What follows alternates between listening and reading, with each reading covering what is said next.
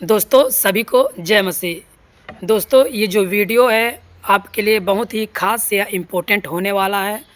तो मैं आपसे रिक्वेस्ट करता हूँ, निवेदन करता हूँ कि इस वीडियो को शुरू से लेकर लास्ट तक ज़रूर देखें। दोस्तों क्योंकि इस समय मसीह समाज में इतने सारे वचन को लेकर गड़बड़ चल रहा है मसीह समाज में कि आप सोच भी नहीं सकते हैं। जो वचन को उठाकर लोगों को गलत सिखा रहे हैं, गलत बता रहे हैं। दोस्तों मसीह समाज गलत शिक्षाओं में इतना तेज़ी से बढ़ते जा रहा है। दोस्तों उसी तरह मैं यह कहना चाहता हूँ कि जैसे वचन में हमें मिलता है, एक वचन नहीं बहुत सारे वचन में मिलता है कि आने वाले समय में झूठे भविष्यवक्ता उठ खड़े होंगे। तो दोस्तों अभी इतने सारे झूठे भविष्यवक्ता उठ खड़े हुए हैं कि आप सोच भी नहीं सकते। दोस्तों जब यीशु मसीह था इस पृथ्वी पर, तो यीशु मसीह के 12 चेले थे। 12 चेले में यीशु मसीह को एक ने पकड़वाया। लेकिन इस समय ऐसा चल रहा है कि 12 में से एक सही होगा और 11 की 11 पूरा गलत होंगे, गलत शिक्षाओं में पड़े होंगे। दोस्तों ये 100% सत्य है, आप इस बातों को समझना होगा। तो दोस्तों जो मेरा टॉपिक है आज अन्य भाषा के ऊपर, क्योंकि अन्य भाषा जो है, इस अन्य भाषा को लेकर जो पहला कुरिन्थियों 14 के 2 में लिखा हुआ है, बस इतने से वचन को लेकर इतना गलत टीचिंग जब मैं सोशल मीडिया में देखता हूँ तो मेरा सिर दुखने लगता है। और ये जो पहला कुरिन्थियों 14 का 2 का जो वचन है, इसके फॉलोअर्स लाखों की संख्या में हैं।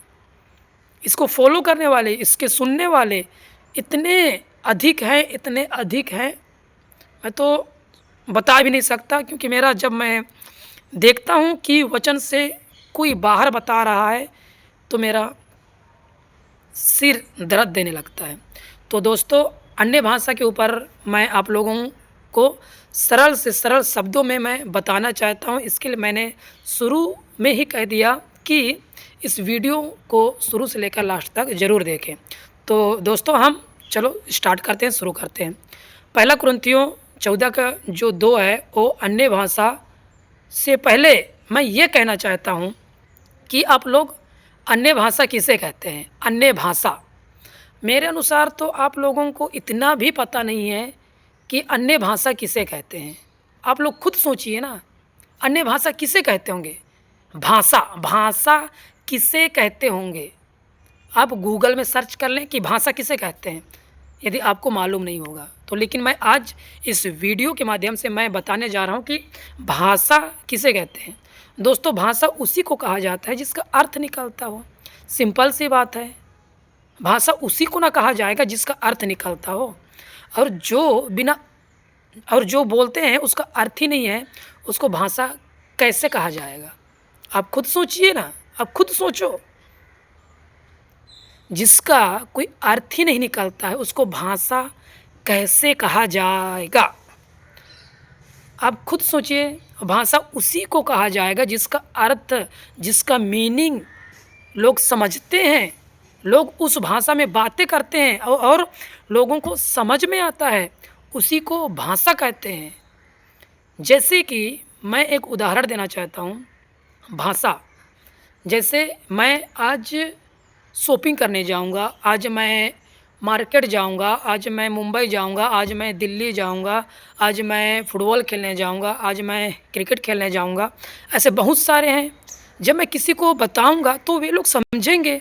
इसी को अन्य भाषा, जिसका जो मैंने अभी कहा उसका अर्थ आप लोग भी समझ पा रहे होंगे, कोई भी समझ पाएगा।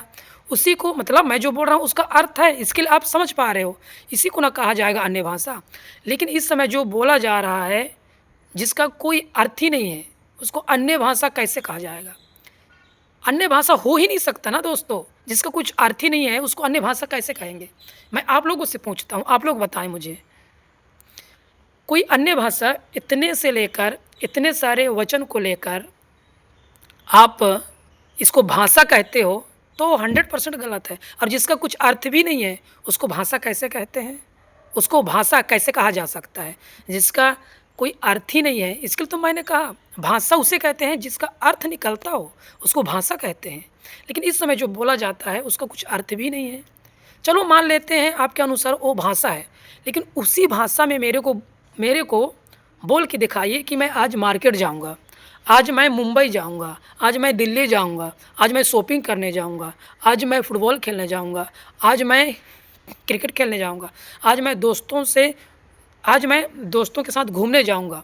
आप उसी भाषा में ये सारे मैंने जो कहा उसी भाषा में आप मुझे बताकर दिखाएँ।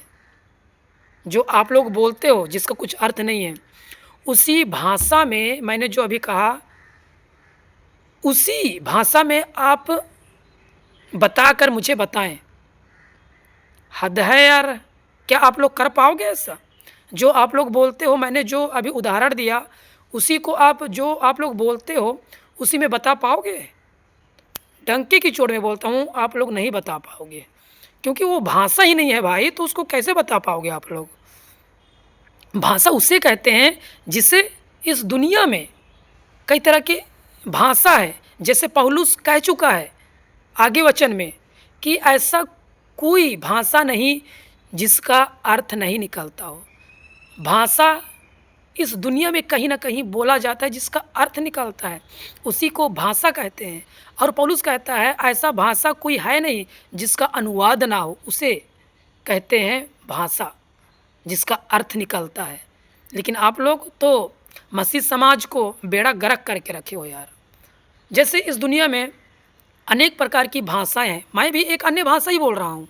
हिंदी एक अन्य भाषा है, इंग्लिश एक अन्य भाषा है, मराठी, तेलुगु, झारखंडी, उड़ीसा, असम और क्या-क्या है, कोंकणी और ऐसे बहुत सारे भाषा है, जिसका लोग समझ पाते हैं, जिससे लोग बातें करते हैं, जिसका अर्थ समझते हैं आमने-सामने से, उसको कहते हैं भाषा। लेकिन आप लोग तो मेरे अनुसार इतना भी आपको पता नहीं है कि भाई भाषा ही किसे कहते हैं। हद है यार ऐसी शिक्षा का। और एक आप लोगों से मैं ये कहना चाहता हूँ कि पहला कुरिन्थियों 14 का 1 से लेकर लास्ट तक जब तक आप नहीं पढ़ोगे ना, आप कन्फ्यूज़ रहोगे। डंके की चोट में कहता हूँ मैं, आप लोग कन्फ्यूज़ रहेंगे। इसके लिए ना ये पहला कुरिन्थियों 14 का 1 से जब तक आप लास्ट तक नहीं पढ़ेंगे, आपको समझ में नहीं आएगा। यह एक ऐसा अध्याय है जिसको आप पहला कुरिन्थियों 14 का 1 से लेकर लास्ट तक पढ़ना बहुत ज़रूरी है, क्योंकि यही एक ऐसा वचन है मेरे को लगता है कि अधिक से अधिक लोगों को कन्फ्यूज या गलत करके रखा है। इसके लिए आप लोग उस वचन को शुरू से लेकर लास्ट तक पढ़िए ना, क्योंकि यही एक ऐसे अध्याय या वचन है जिसको पढ़ने की बहुत ज़रूरत है। दोस्तों, मैं आशा करता हूँ कि आप लोगों सरल शब्दों से मैंने समझा पाया या आप लोग समझ पाए होंगे। तो मैं आपसे रिक्वेस्ट या निवेदन करता हूँ कि पहला कुरिन्थियों 14 का 1 से लास्ट तक ज़रूर पढ़ें। एक बार नहीं 10 बार पढ़ें, जब तक आपको समझ में नहीं आ रहा है तब तक पढ़ें। और यदि तो भी समझ में नहीं आ रहा है तो प्रार्थना करें, जैसे परमेश्वर की मर्ज़ी हो उसी तरह हम सीख पाएँ। तो दोस्तों, मैं आशा करता हूँ कि ये जो है पहला कुरिन्थियों 14 का 1 से लास्ट तक इस वचन को आप बार-बार पढ़ें, बार-बार पढ़ें। यदि आपको समझ में नहीं आ रहा है तब तक पढ़ें जब तक आप समझ नहीं पाओगे। लेकिन आप एक ही वचन को लेकर आप उसी में अड़े रहेंगे तो फिर तो आपको कोई समझा नहीं सकता है।